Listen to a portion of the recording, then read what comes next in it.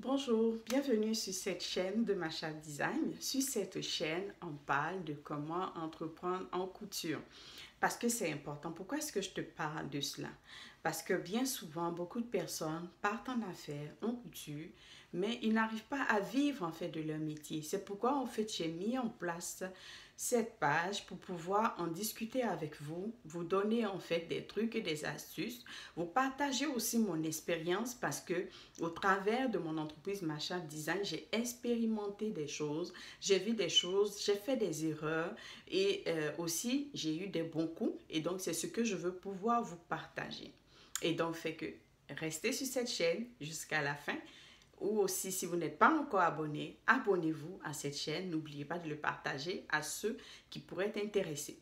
Et donc, fait que aujourd'hui, on va parler de l'importance du prix. Oui, c'est important de savoir fixer vos prix. Pourquoi est-ce que je parle de prix? Parce que sans le prix bien fixé, vous ne pouvez pas vivre en fait de votre métier. Parce qu'au travers de ce que vous faites, il se serait bien de pouvoir, au travers de vos ventes, en fait, déduire vos dépenses et pouvoir avoir quelque chose aussi pour vous. Bien souvent, quand on le fait, quelquefois on rentre avec cette idée de « ben l'idée c'est de pouvoir trouver des clients, on vend et après, vous savez quoi? » Une fois, j'ai discuté avec une amie qui me disait « Oh, c'est pas grave, même si tu ne fais pas de bénéfices sur ce que tu fais, l'important c'est de vendre. Essaie d'en faire plusieurs, vends-les, vends-les. Et puis après, quand tu vas avoir une réputation, quand tu vas avoir une renommée, ben, tu pourras augmenter tes prix. » Oui, mais aujourd'hui, je ne suis plus rendue là. Aujourd'hui, il faut que chaque article vendu puisse minimalement couvrir même déjà vos dépenses. Alors que quelquefois, on le fait, ça ne couvre même pas nos dépenses. À plus forte raison, le temps qu'on y a mis, le bénéfice qu'on pourrait en tirer. Et je veux vous encourager aussi à ne plus faire cette erreur. Ne pas faire cette erreur. On remarque bien souvent que quelquefois en Afrique, les couturiers qui sont généralement appelés tailleurs, ben, qu'est-ce qui se passe?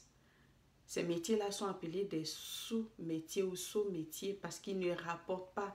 Mais justement parce que les gens n'ont pas pris le temps de pouvoir évaluer ce qui est nécessaire en fait de mettre en place afin de fixer le bon prix en fait pour tout ce qu'ils confectionnent. Vous voyez? C'est une robe que je porte. Cette robe-là, elle comprend en fait deux types de tissus. Ça, c'est un tissu africain qui a été tissé à la main. Ici, c'est un tissu wax. On a les boutons, on a les fils. On ne voit pas la robe en entier, là. Mais elle est beaucoup plus grande que ça par en bas. Mais tout le travail qui a été fait, qui fait qu'aujourd'hui, la robe, elle est belle. Mais combien est-ce qu'elle revient en bout de ligne? Combien est-ce qu'elle coûte? C'est sûr qu'il faut tenir compte en fait de la monnaie de notre pays, du pays dans lequel on est pour fixer nos prix. Mais en tenant compte de cette monnaie-là, il faut tenir compte effectivement de ses dépenses, de toute la réalité qui accompagne en fait votre entreprise. C'est important. Et je veux que vous saisissiez cela. Je suis passée par là, j'ai fait des erreurs. Il y a eu des articles que j'ai vendus, ça n'achetait même pas le matériel, ça n'a pas de sens. Et je ne veux plus que vous soyez aussi à ce niveau où je suis passée, que vous ne fassiez plus aussi ces erreurs que j'ai eu à faire. Aujourd'hui, en fait, là, je veux pouvoir travailler ici. C'est important, c'est important. Et quelquefois, on a du mal à accorder la vraie valeur, en fait, à notre produit. Parce qu'on se dit, on a peur de ne pas vendre nos articles. On a peur en fait de qu'est-ce que les autres diront de notre produit.